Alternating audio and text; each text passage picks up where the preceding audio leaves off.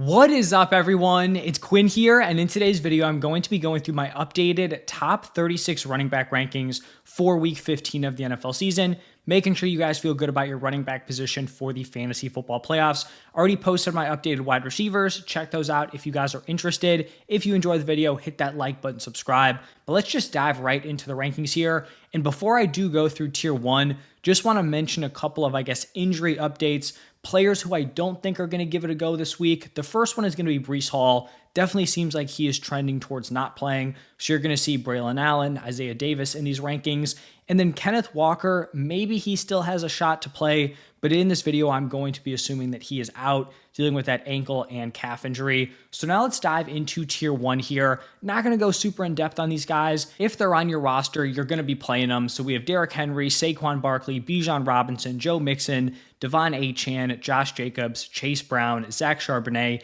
and Jahmyr Gibbs. Maybe the one outlier in this tier would be Zach Charbonnet, but we've seen that when Kenneth Walker has not been in the lineup, he has been an absolute workhorse and he is producing on that usage.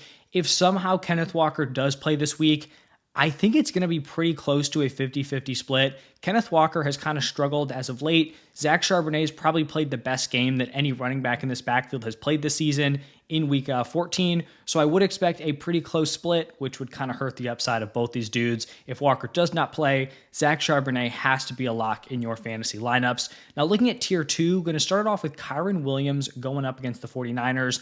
Hasn't been super consistent as of late, but is coming off a really strong week 14 game. He's always going to be a touchdown threat, number 2 in touchdowns, just taking a very large share of this Rams backfield. Then I have David Montgomery in a really strong matchup against the Bills. They were allowing the third most points per game to the running back position.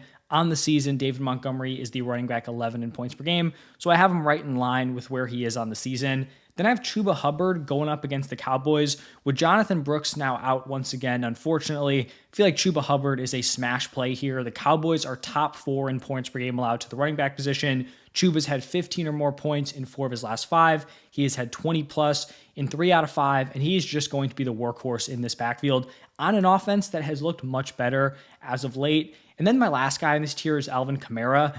And this is kind of tough because I think usage-wise, I do think he's going to get a lot of opportunities. He's going to be involved as a pass catcher, but I do think the lack of touchdown upside, the floor, the ceiling of this offense are not great. Derek Carr now out, so he could, rack up a lot of yards, get involved as a pass catcher, but I just think he has significantly less touchdown upside than pretty much every other running back that's ranked ahead of him.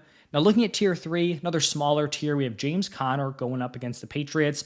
On the season, he is the running back 16 in points per game.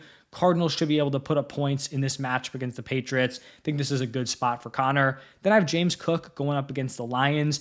This is a bad matchup, and he's coming off of a rough week 14. The Lions are allowing the second fewest points per game to the running back position. He only had 4.9 PPR points last week. Obviously, it was a game that kind of got out of hand. They were trailing, but you would expect with someone with the receiving upside of a James Cook that he could get involved as a pass catcher in that type of game script. Only had 8 opportunities. It didn't happen. This game should be competitive. I still think he's a high-end RB2, but I just don't think he has the workload floor that some of these other running backs around him do have. And then the last guy in this tier is going to be Jonathan Taylor going up against the Broncos. Honestly, a disappointing season. Just hasn't had the explosive games. Only one game with 20-plus points. He's still, getting a solid number of opportunities, but this isn't a great matchup here against the Broncos. The Colts are bottom 6 in implied points, so still a good player, but with Richardson vulturing near the goal line, the lack of great performances, I think he's kind of settling in more to this mid-tier RB2 range in a year where the running back position is really, really strong. Now looking at tier 4, I'm going to start off this tier with Rico Dowdle going up against the Panthers. This is a great matchup here. The Panthers are number 1 in points per game allowed to the running back position, and Rico Dowdle has been really good in his last 3 games, racking up a lot of volume on the ground and being efficient with those opportunities. 19 carries for 86 yards, 22 for 112, and then 18 for 131. So he's producing. He has the great matchup here. I think Rico Dowdle is a really nice play this week. Then I'm going to go with Isaac Guerendo going up against the Rams. Now, obviously, this is going to be assuming that he does play. I do think he's going to suit up. he's ranked a little bit lower than what he would be if I knew he was 100% healthy, because his usage last week was great. He produced on it. He got into the end zone a couple of times, was involved as a pass catcher, solid workload on the ground. So if I knew he was fully healthy, he'd be in that tier 3 area, maybe even higher, but he's coming into this one with a foot sprain. If he does play, you always have that re-injury risk. Maybe they're not using him like 100% of the role he had last week. So that's kind of my concern here. I still think he's playable. I think he's a nice option. If he ends up not suiting up, maybe he has a setback before the game, I would not be as interested in playing Patrick Taylor. He would probably settle into like the tier 5 area for me, because at that point, like, you're getting into their RB like 5, someone who's outside their top 4 running backs heading into the season. Tough to expect them to just like hand over this monster workload on him. Would probably be like a really gross committee, which I think they have Keyshawn Vaughn and then Abanaconda, I believe they also just picked up. So I'm expecting more of a gross split if it is Taylor. If it's Garendo, I think he's a nice mid-tier RB2. Then I have Rachaad White going up against the Chargers. This is another tough call just with the injury to Bucky Irving. He did not practice Wednesday. You can also see he's in this tier. If Bucky Irving does not play, I think Rachaad White is a really strong option. Should probably get bumped up into that tier 3 area.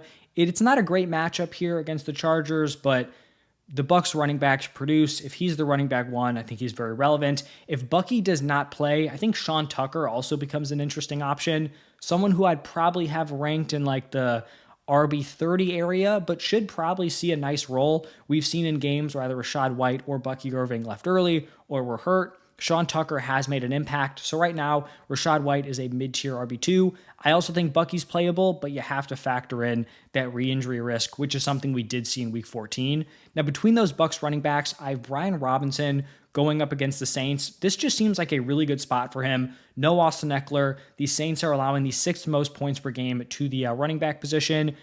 Not going to be someone who's super involved as a pass catcher. You have Jaden Daniels kind of vulturing near the goal line, but should see solid usage on a good offense. A couple more guys in this tier. Tony Pollard going up against the Bengals. Just someone who's very involved week to week, averaging over 20 opportunities per game. Could see this Titans offense put up some points against the Bengals, at least more than we come to expect out of them. And then the last guy in this tier, Aaron Jones going up against the Bears. Really kind of fallen off over the second half of the season. This is something I talked about earlier in the week.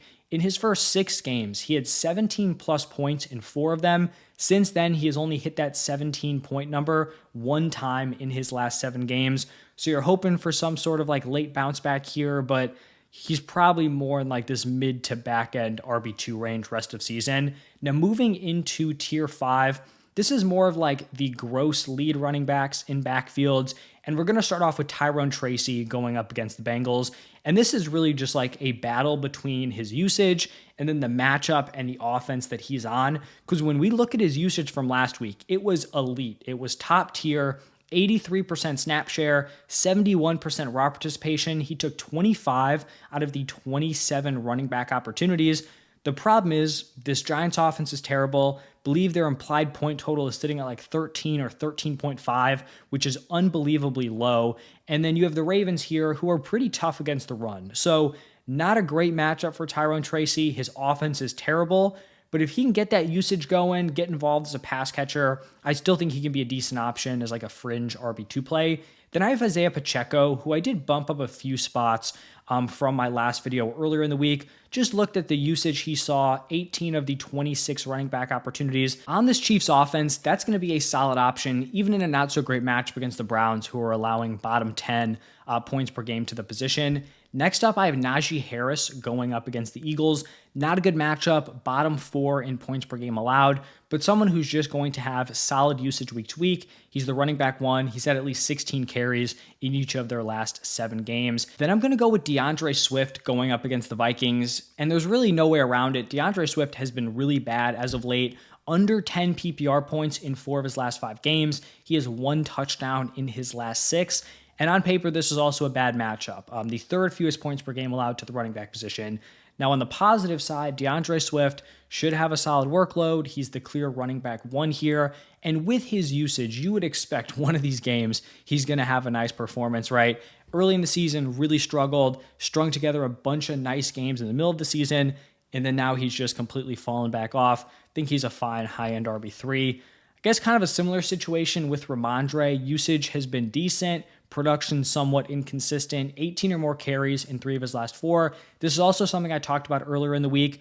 I would not be surprised if we saw more Antonio Gibson. He's been really productive as their clear number 2. I think we could see more of maybe like a 60-40 split instead of like the 70-30 we've been seeing throughout this season. And then my last guy in this tier, someone who has come out of nowhere and is probably going to be, on a lot of fantasy rosters here in the playoffs, Sincere McCormick going up against the Falcons. It looks like even with the health of Zamir White, Alexander Mattison, if they're good to go, it looks like Sincere McCormick has earned that RB1 spot, and rightfully so. He's had solid usage in the last couple of games, 14 and 18 opportunities. He's averaging 5.3 yards per carry on an offense that's not great and has had some inefficient running backs throughout this season. So I like Sincere McCormick here. It's not a great matchup, but you're getting a lead back on an offense. That's valuable. And then moving into tier 6, going to start it off with these Jets running backs. Isaiah Davis, Braylon Allen, obviously assuming that Breece Hall is not good to go. This is a nice matchup. Second most points per game allowed. The problem here is that this is pretty much like a 50-50 split. Like the snaps, the routes were almost identical between these two. The production was very similar between the two, with the exception of Isaiah Davis getting into the end zone. He did take the 1 goal line snap, but I don't think that's like set in stone moving forward. So very similar guys, have them ranked back-to-back for a reason. Then we're going to go with Jaylen Warren going up against the Eagles. He has had a fairly, safe floor, but just very little upside. He scored at least 9 points in each of his last 5 games, but he's not getting into the end zone. Game script wise, this could be interesting. Trailing game script, maybe he gets more involved as a pass catcher. Wouldn't feel great playing him, but if you're desperate, he hasn't, completely tanked in your lineup over the last 5 weeks. Then I'm going to go with Tank Bigsby going up against the Jets.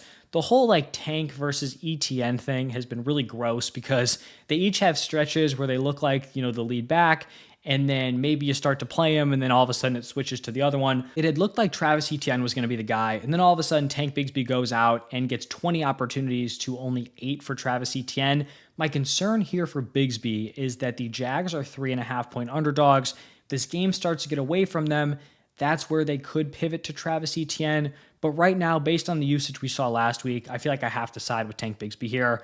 Then after Bigsby, going to go with Nick Chubb, another guy who's kind of in a gross split. His committee back is Jerome Ford.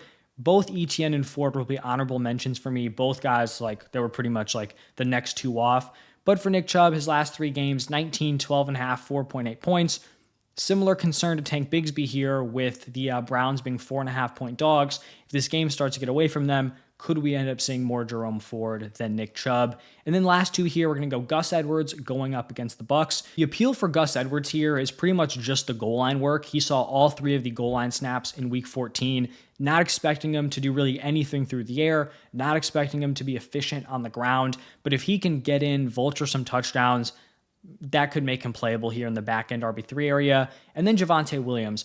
Being completely honest with you guys, the Broncos backfield has been an absolute pain to deal with. You start off, I think it was week 1, Jaleel McLaughlin, all of a sudden leading the backfield. Then it was Javonte. Then we had an Audric Estime game. Then it was back to Javonte. Then we've seen Jaleel McLaughlin kind of make his reemergence here. Javonte Williams has -1 rushing yards in the last 2 games, total. That's insanely bad.